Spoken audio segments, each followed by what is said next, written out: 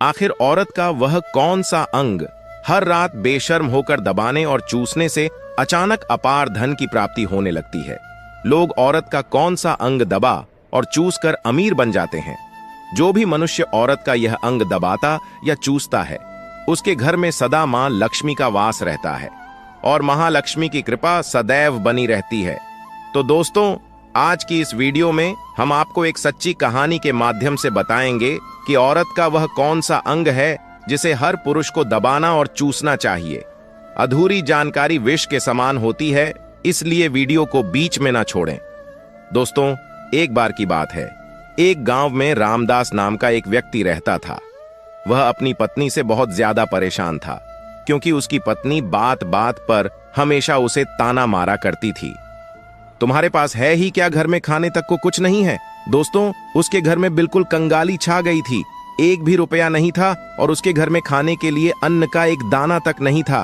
दोस्तों, एक तो घर में खाना नहीं, ऊपर से पत्नी का ताना। वह बहुत परेशान हो गया था। उसे समझ नहीं आ रहा था कि मैं क्या करूं। एक दिन की बात है जब वह अपने घर से एक सुनसान रास्ते पर निकल गया। वह बहुत ही सुनसान रास्ते पर चल ही रहा था कि उसे एक साधु तपस्या करते हुए दिखाई दिए। वह उनके पास जाकर बैठ गया। जब साधु ने अपना तप खत्म किया तो रामदास उनके सामने जोर जोर से रोने लगा। साधु ने रामदास से कहा, पुत्र, तुम्हें क्या दिक्कत है? तुम क्यों रो रहे हो? आखिर तुम्हें क्या परेशानी है? तब रामदास ने साधु महाराज से कहा, हे महाराज, मेरी एक पत्नी है जो कि मुझे रोजाना ताना मारती है। मैं गरीब हूं तो मैं क्या करूं? कितना भी कुछ कर लूं लेकिन धन कमा ही नहीं पाता हूं। मेरा एक छोटा सा धंधा था, वह भी पत्नी के क्लेश की वजह से चौपट हो गया। वह दिन रात मुझसे झगड़ा करती है। अब तो मैं दाने दाने के लिए परेशान हो गया हूं। हमारे घर में खाने के लिए कुछ भी नहीं है, इसके अलावा पहनने के लिए वस्त्र भी नहीं है। लेकिन मैं अपनी पत्नी को समझाता हूं कि वह मुझे ताने ना मारे, मुझसे झगड़ा ना करे, लेकिन वह बिल्कुल भी नहीं मानती। साधु जी, इसी वजह से मैं बहुत ज्यादा परेशान हूं। इसी वजह से मैं घर छोड़कर यहां आया हूं। तब साधु जी कहते हैं, रो मत बेटा, मैं तुम्हें एक काम बताने जा रहा हूं जो तुम्हारी किस्मत चमका देगा। तुम्हें अपनी औरत का सिर्फ यह अंग बेशर्म होकर कर दबाना और चूस लेना है। अचानक तुम्हारे घर में धन की प्राप्ति होने लग जाएगी। तुम देखते ही देखते अमीर बन जाओगे। साधु जी कहते हैं, जो भी पुरुष औरतों का यह अंग दबाता या चूसता है, उसके घर में कभी भी धन की कमी नहीं रहती है और ना ही उसके घर में लड़ाई होती है। वह जो भी व्यापार करता है उसमें हमेशा तरक्की होती है। साधु जी ने कहा, अब मैं तुमको औरत के उन अंगों के बारे में बताने जा रहा हूं।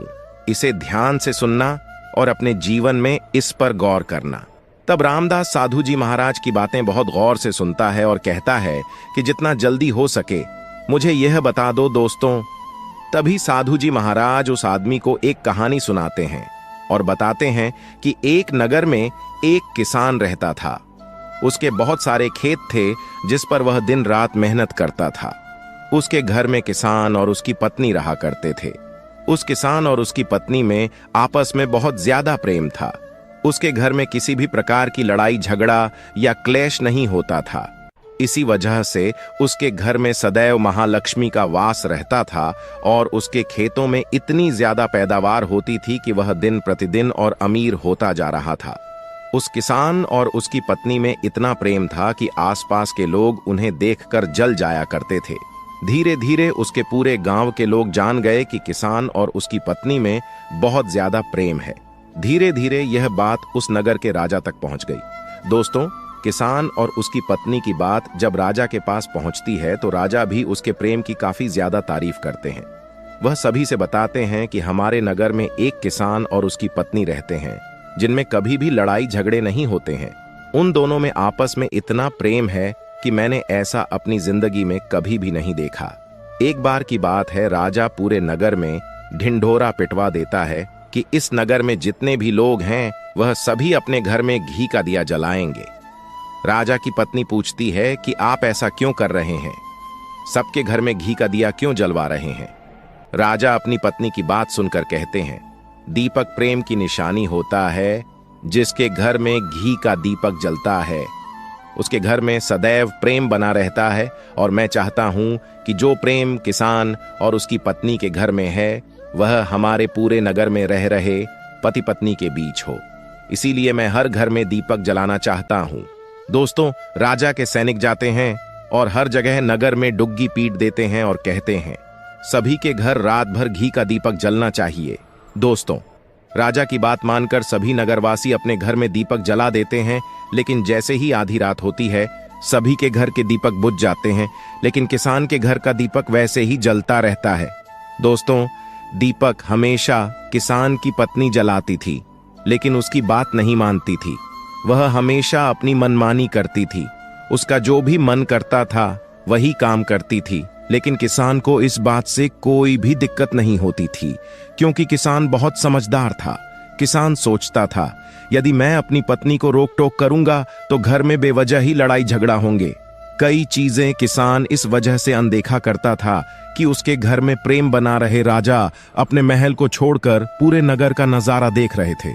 उन्होंने देखा कि सारे नगर में किसी के घर में दीपक नहीं जल रहा है, लेकिन किसान के घर में दीपक जल रहा है।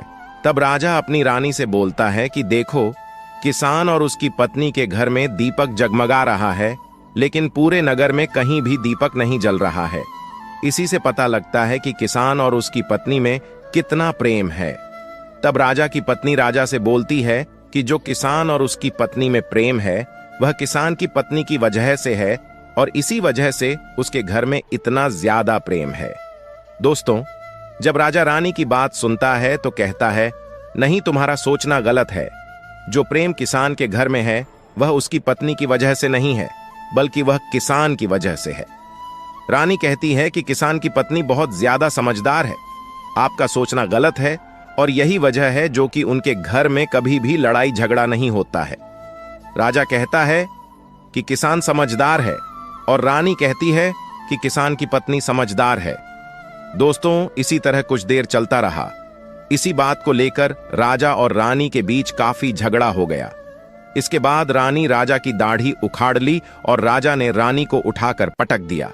इसके बाद राजा कहता है हम लोगों को झगड़ा करने की जरूरत नहीं है, क्यों ना हम किसान और उसकी पत्नी की परीक्षा ले लें।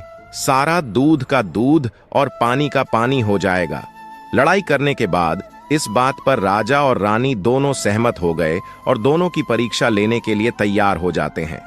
तब राजा अपने महल में जाता है और एक पुरुष सैनिक को बुलाता है और पुरुष सैनिक से बोलता है कि तुम किसान के पास जाओ और जो जो प्रश्न मैं तुमसे बोल रहा हूं वह तुम किसान को बोल देना। वह पुरुष सैनिक बोलता है ठीक है महाराज। वह सैनिक राजा की बात सुनकर किसान के पास जाता है।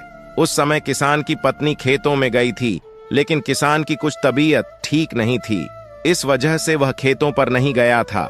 इस समय वह सैनिक किसान के घर पहुंच जाता है और किसान से कहता है मैं राज दरबार से आया हूं, राजा साहब ने मुझे भेजा है। दोस्तों, किसान कहता है बताइए मैं आपकी क्या सेवा कर सकता हूं। आप बैठ जाइए, मैं आपके लिए पानी लेकर आता हूं।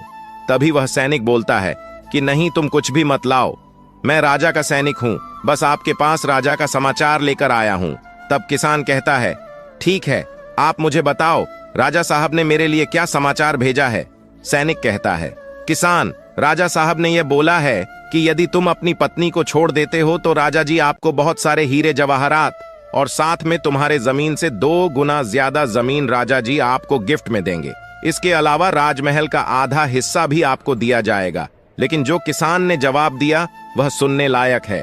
किसान ने कहा राजा जी अपना पूरा राजमहल मुझे क्यों ना दे दे, लेकिन मैं अपनी पत्नी को नहीं छोड़ूंगा।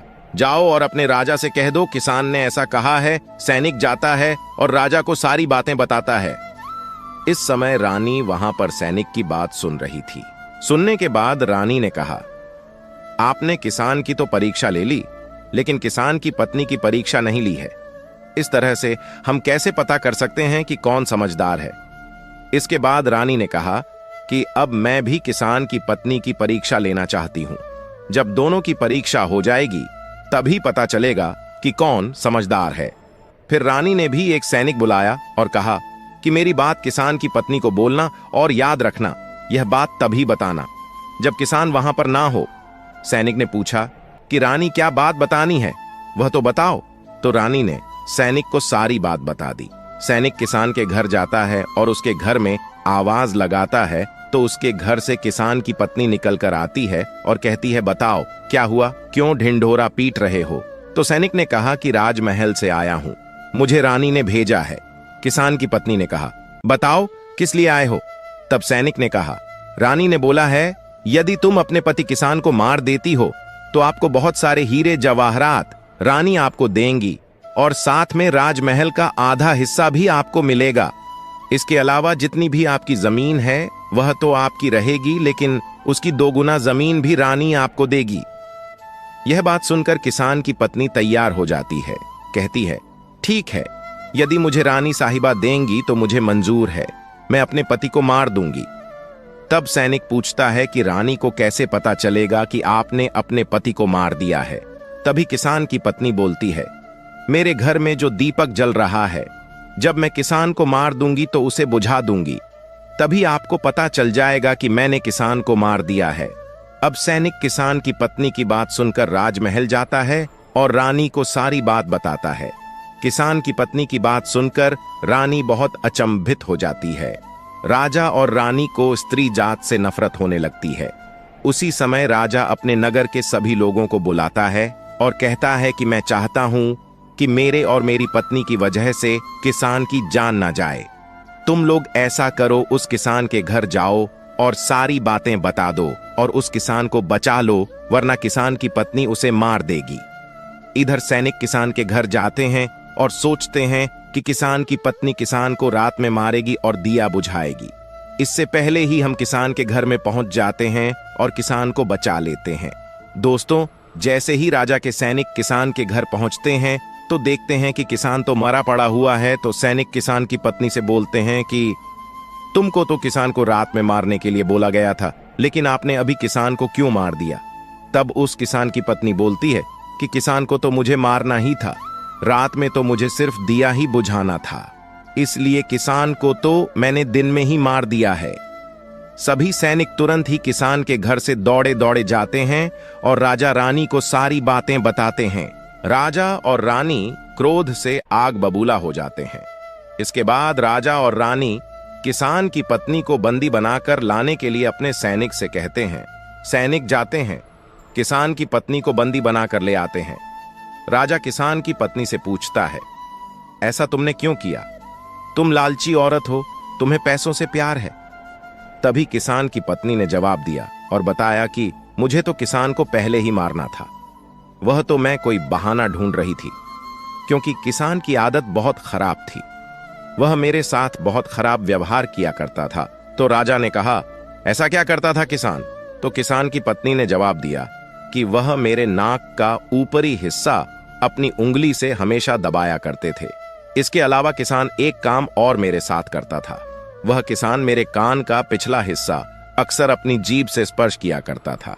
राजा ने पूछा, ये बताओ, जब आप लोग गरीब थे तब क्या किसान आपके साथ ये काम करता था?